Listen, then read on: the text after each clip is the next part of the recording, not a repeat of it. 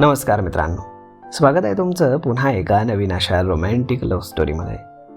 तर मग चला सुरुवात करूयात आजच्या या भागाला. ऑफिसचा दरवाजा लोटून कायरा आतमध्ये शिरली. तिच्याकडे सगळ्यांचंच लक्ष गेलं. तिला ते काहीच विचित्र वाटत होतं.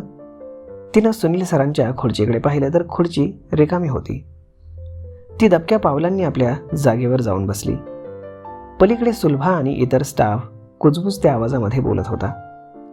कायराला सुनील आणि देशपांडे सर आपल्या सोबत घेऊन बाहेर जातात या एका गोष्टीमुळे त्यांच्या मनामध्ये ईर्ष्या निर्माण झाली होती.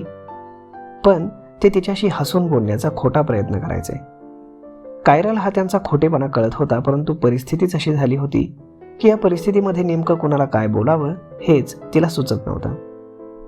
ती विचारांच्या गर्दीमध्ये हरवली असताना सुलभा तिच्याकडे आली आणि म्हणाली, कायरा, जेवण झालं तुझं? हो, तसं खाल्लंय मी. तिच्याकडे पाहत ती मिश्किलपणे हसली आणि म्हणाली, सरांसोबत कुठे गेली होतीस? काही विशेष नाही. सरांना त्यांच्या मुलीसाठी खरेदी करायची होती म्हणून ते मला घेऊन गेले होते. सुलभाला तिचं बोलणं खरं वाटत नव्हतं. मग झाली का खरेदी? हो, झाली. तिनं विषय टाळण्याचा प्रयत्न केला आणि ती म्हणाली, ऑफिस आज शांत शांत वाटतंय नाही? असं काही नाही, तू बाहेरून आलीस ना, त्यामुळे तुला तसं वाटतंय. आणि मग ती कामामध्ये गुंतली, पण तिची नजर सुनील सरांना शोधत होती. तितक्यात सखाराम तिच्या जवळ येताच तिनं त्याला हटकलं. सखाराम, सुनील सर आले नाहीत का? सखाराम हसला, कारण हाच प्रश्न काही वेळापूर्वी सुनील सरांनी त्याला विचारला होता. सुनील सर आलेत. थोड्या वेळापूर्वी ते बाहेर गेलेत. ते काही बोलले का? नाही, पण परत येतो म्हणालेत. ओके, असं म्हणून तिनं स्वतःला कामामध्ये गुंतवलं. घड्याळाचा काटा हळूहळू वर चढत होता आणि तिचं लक्ष मात्र अधूनमधून सुनील सरांच्या खुर्चीकडे जात होतं. तेवढ्यात सुनील सर आतमध्ये आले. तिच्या चेहऱ्यावरती हास्य फुललं. सुनील सरांनी तिच्याकडे पाहिलं आणि शक्य तेवढा आपला चेहरा निर्विकार ठेवण्याचा त्यांनी प्रयत्न करून तिच्या मनामध्ये पुन्हा हसू फुटलं. संध्याकाळी 6 वाजताच सारं ऑफिस हळूहळू रिकामं होऊ लागलं. हिवाळा असल्यानं लवकरच दिवस कळत होता. ऑफिसमध्ये आता फक्त सुनील आणि कायरा आणि सखाराम तिघेच उरले होते. कायरा आणि सुनील सर यांच्यात काहीतरी चाललंय याची जाणीव सखारामला सर्वप्रथम लागली होती, परंतु त्यानं कधी त्यांना त्रास देण्याचा प्रयत्न केला नाही. उलट तो त्यांना मदतच करायचा. परिणामी सखाराम त्यांना आपला माणूस वाटायचा. म्हणून सुनीलला आणि कायराला त्याची उपस्थिती अडचणीची वाटत नव्हती, तरीही त्याच्यासमोर त्यांना काही गोष्टी मन मोकळेपणानं बोलता येत नव्हत्या. सखाराम, आज तुझा उपवास होता ना? तू काहीतरी खायला पाहिजे, सुनील सर हसत म्हणाले. आणि सखाराम काही स्पष्टीकरण देण्याच्या अगोदरच सुनीलने 200 रुपये काढले आणि त्याच्या हातावर टेकवले. जा, काहीतरी खाऊन ये. अर्ध्या तासानं आला तरी चालेल. सखाराम जे समजायचंय ते समजून चुकला. तो मिश्किलपणे हसला आणि बाहेर पडला. तो जाताच ऑफिस एकदम रिकामं झालं. कायरा, आज कुठे गेली होतीस? इथे मॉलमध्ये गेले होते.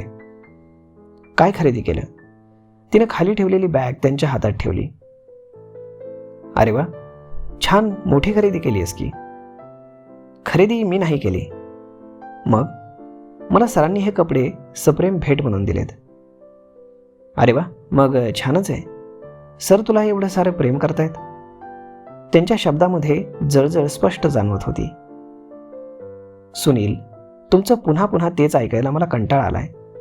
किती संशय घेता माझ्यावर. तुम्ही असंच बोलणार असाल तर मी निघते.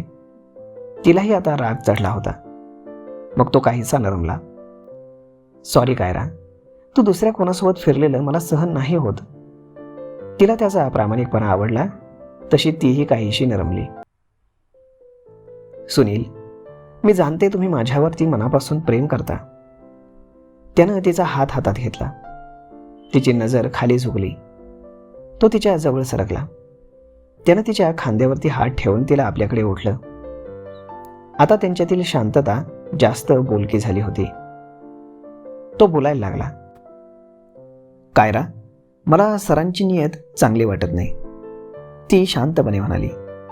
आज मलाही तसं जाणवलं, पण मी काय करावं हे मला सुचतच नाही. कायरा, तुला सरांपासून स्वतःला वाचवायला हवं. म्हणजे? मी या ऑफिसमध्ये 10 वर्ष झाली काम करतोय. मी आपल्या कामाशी काम ठेवून असतो, त्यामुळे सरांचा आणि माझा कधी वाद झाला नाही. पण मला माहीत आहे, सर इथे कामावर ठेवलेल्या मुलीला एकदा तरी आपल्या बेडवरती घेऊन जातात. ती आश्चर्यानं आणि भीतीनं त्यांच्याकडे पाहायला लागली. काय झालं? मला वाटतंय ते मला आपल्या जाळ्यामध्ये ओढू पाहतायत. सुनील गंभीर झाला. मला तशी शंका आलीच होती. तिचा चेहरा तर आता पांढराच पडला होता. त्यानं तिला आपल्या मिठीमध्ये ओढलं आणि म्हणाला, तू काळजी करू नको, मी आहे तुझ्यासोबत. आता तू जिकडे जाशील त्याचं लोकेशन मला पाठवत जा. ठीक आहे. ती त्याला आणखी बिलगली. सुनील, आता आपण काहीतरी पाऊल उचलायला हवं. मी तुला सांगितलंच आहे, फक्त काही दिवस थांब. मी नवीन ठिकाणी नोकरी जॉईन करतोय आणि मग आपण लगेचच लग्न करू. हो, आता मला तुला सोडून राहणं कठीण झालंय. ती त्याला आणखी द्वेषाने बिलगत म्हणाली. आता त्यांच्या शरीरामध्ये ऊर्जा निर्माण झाली होती. त्यांचं अंग तापलं होतं. त्यांचे हात एकमेकाच्या शरीरावरनं फिरायला लागले होते. सुनीलनं आपले ओठ तिच्या ओठांवरती टेकवले.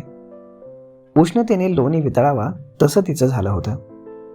खूप तहानलेल्या जीवाला पाणी मिळावं असंही दोघांचं झालं होतं. आपण कुठे आहोत, काय करतोय याचंही भान दोघांना उरलं नव्हतं. ते एकमेकांच्या शरीराशी खेळायला लागले होते. खरं पाहिलं तर कोणीतरी थांबवायला हवं होतं, पण इथे दोघांचंही स्वतःवरचं नियंत्रण सुटलं होतं. त्यामुळे ते मनसोक्त आनंदाच्या कारंजामध्ये नाहू लागले होते. तितक्यात बाहेरून कडी वाजल्याचा आवाज आला. कायरा थांबली. सुनील, तुला काही वाजल्याचा आवाज आला का? नाही. अगं, तुला भास झाला असेल. आणि तो तिच्यावरती झेपावला. तिने त्याला थांबवलं. थांबा, कोणीतरी कडी वाजवतंय. मग त्यानं आपले कपडे नीट केले. बहुतेक सखाराम असावा. 1 तास होऊन गेलाय, आपल्याला कळलंच नाही. हो, तो म्हणाला. आता खडी खूप मोठ्यानं वाजली. ती आपल्या जागेवर बसली आणि पीसीवरती पाहू लागली. सुनीलनं दरवाजा उघडला आणि तो आ वासून पाहायला लागला. समोर देशपांडे सर उभे होते. सर, तुम्ही? हो, मीच. ते आतमध्ये शिरले. सुनील आणि कायरा स्तब्ध झाले. त्यांना काय बोलावं हेच सुचेना. ते सरळ आपल्या केबिनमध्ये शिरले आणि त्यांनी कम्प्युटर सुरू केला. आता ते आपल्याला काय बोलतील याची वाट दोघेही पाहायला लागले. त्यांनी एकमेकांकडे पाहिलं. जे होईल ते पाहू असा भाव तिच्या डोळ्यामध्ये होता. तिच्या डोळ्यामध्ये पाहून सुनीलला धीर आला. आता सर आपल्याला काय बोलणार हे ऐकण्यासाठी ते दोघे तयार झाले. काही वेळ सर आपल्या कामामध्ये गढून गेले. ऑफिसमध्ये वातावरणात ताण निर्माण झाल्याचं त्यांना जाणवत होतं. सुनील आणि कायरा, इकडे या, मला तुमच्याशी बोलायचंय. मग ते दोघेही तयारीनंच सरांच्या केबिनमध्ये शिरले. तर मग मित्रांनो, आता सर त्यांना नक्की काय म्हणतील? कारण मित्रांनो, तुम्ही विचार करत आहे त्यापेक्षा एक फार वेगळी कलाटणी इथून पुढे या स्टोरीला मिळणार आहे. पाहूयात पुढच्या भागामध्ये नक्की काय होणार ते. भेटूयात पुढच्या एका नवीन व्हिडिओमध्ये. तोपर्यंत तुम्हाला आजचा हा व्हिडिओ कसा वाटला हे तुम्ही आम्हाला कमेंट करून सांगायला विसरू नका. आणि जर आवडला असेल तर आपल्या जवळच्या मित्रमंडळींसोबत देखील हा व्हिडिओ तुम्ही शेअर करायला विसरू नका. धन्यवाद.